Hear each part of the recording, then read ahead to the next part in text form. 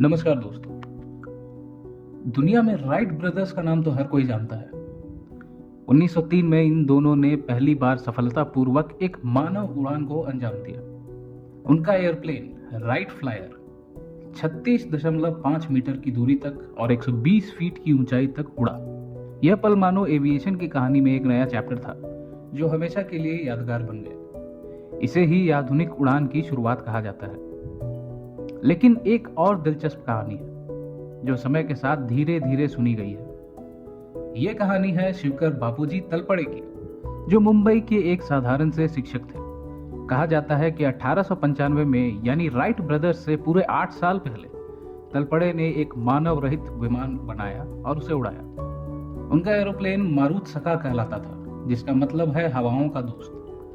सुनने में आता है कि यह विमान करीब 1500 फीट की ऊंचाई तक उड़ा था।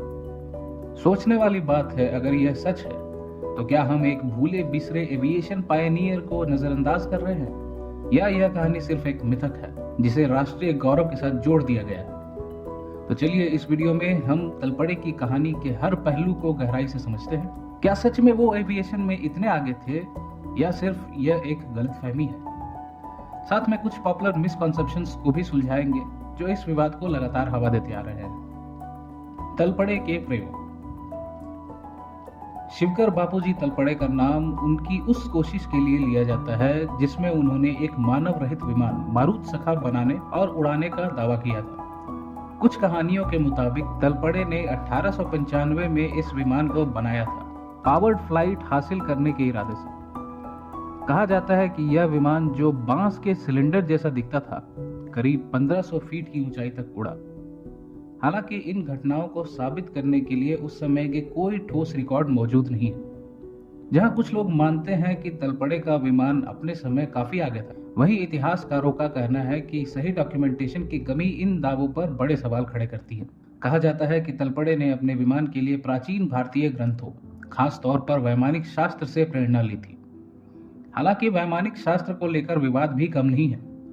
इसे अक्सर प्राचीन एविएशन से जोड़ा जाता है, लेकिन कई विद्वानों ने इसे गैर वैज्ञानिक और आधुनिक प्रभावों से प्रेरित बताया है।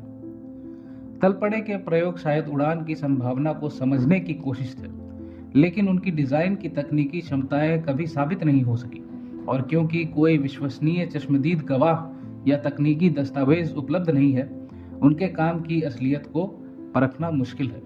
फिर भी तलपड़े की कहानी भारत में शुरुआती एविएशन क्यूरियोसिटी की मिसाल है।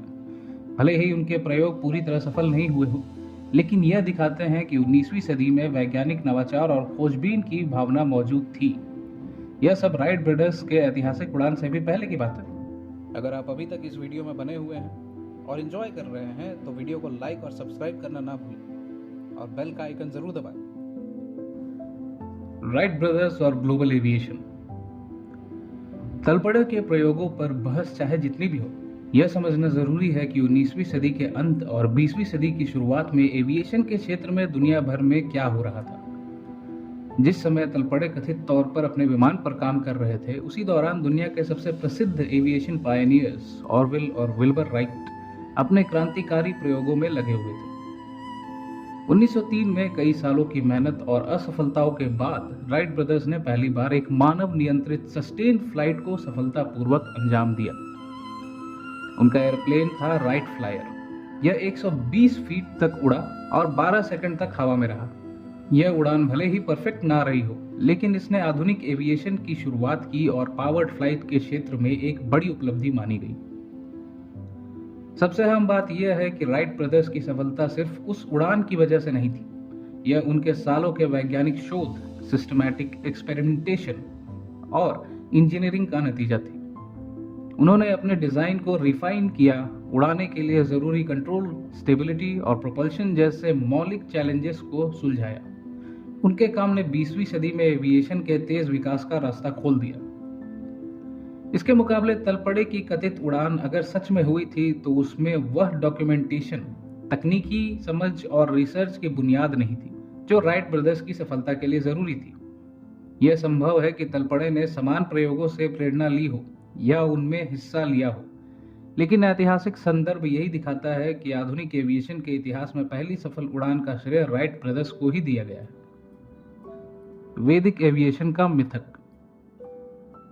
तलपड़े की कहानी का सबसे दिलचस्प पहलू यह है कि कुछ लोग उनके प्रयोगों को प्राचीन भारतीय ग्रंथों, खास तौर पर वैमानिक शास्त्र से जोड़ते हैं।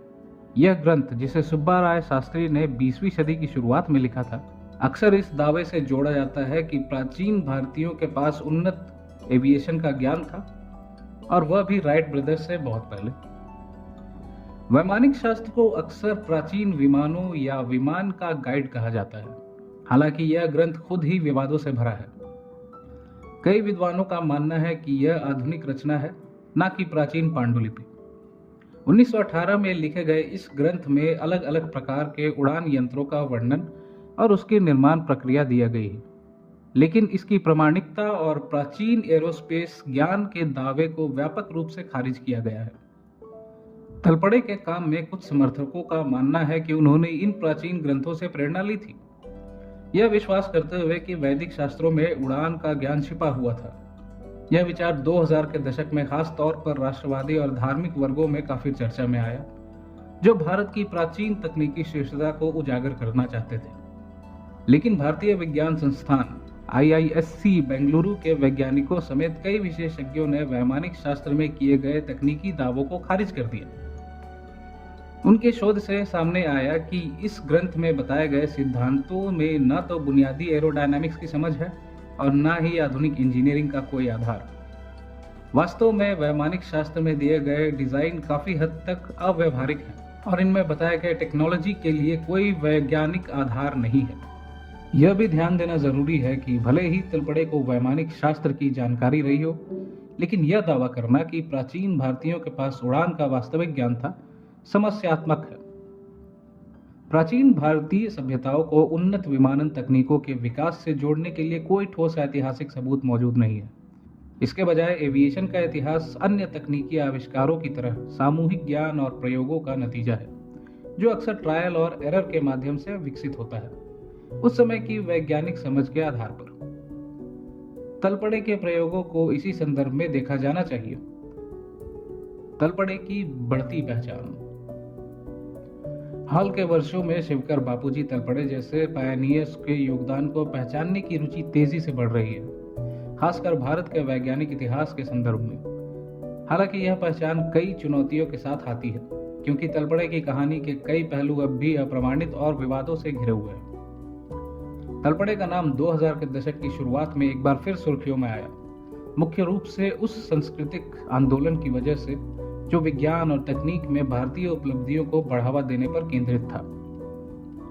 भारत जैसा देश जिसकी वैज्ञानिक विरासत काफी समृद्ध है, इसमें तलपड़े की कहानी भले ही कयासों पर आधारित हो, उन लोगों द्वारा अपनाई गई जो भारत के वैश्विक योगदान को उजागर करना चाहते हैं।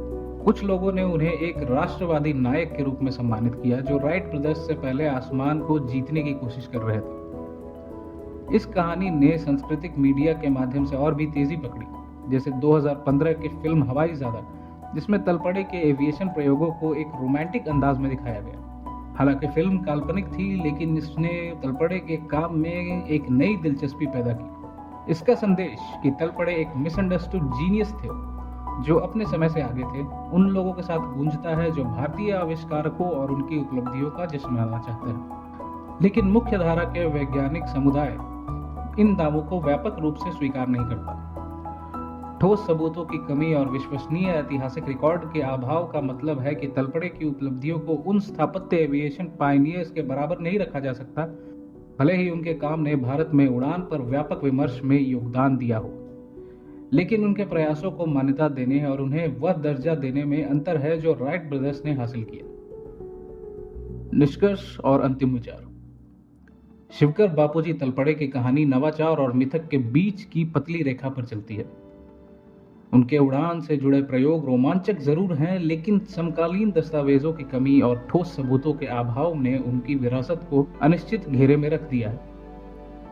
यह समझना जरूरी है कि तलपड़े भी अपने समय के कई अन्य आविष्कारकों की तरह एविएशन के क्षेत्र में प्रयोग और खोज के वैश्विक आंदोलन का हिस्सा थे, लेकिन इसका यह मतलब नहीं है कि वे इस क्षेत्र में सबसे आगे थे।